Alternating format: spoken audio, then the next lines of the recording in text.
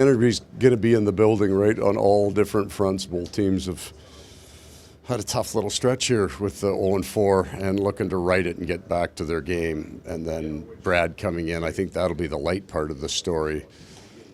Captain, just such a great performer, one of the unusual men in our game that exposes himself and opens himself up for people to really get to know his personality.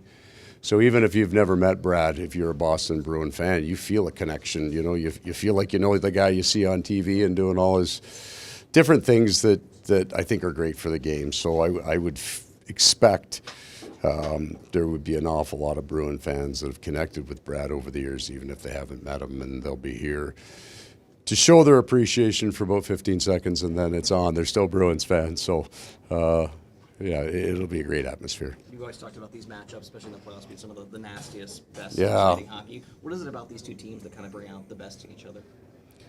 Well, game one of the series 3 years ago was the heaviest game I've ever been a part of. I think there were 85 hits. And you get into some buildings and the hit guy counts everything.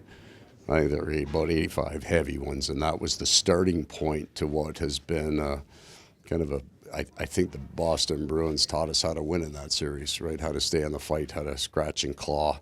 It became the style of game that we adopted over the next few years, and then they right along with it. So usually, you know, when you get two teams that are 0-4 and they've got a little history, you always think it's going to be a hot first period, and then it's a little standoffish and everybody's kind of feeling it out, and I don't think that's coming tonight. I think it's on from the puck drop. A lot of hockey early. How nice has this off-day practice day been for you guys to maybe reset a little bit? Yeah, I think we needed it. I think we ran 7 and 10.5, and I think that we looked like we did.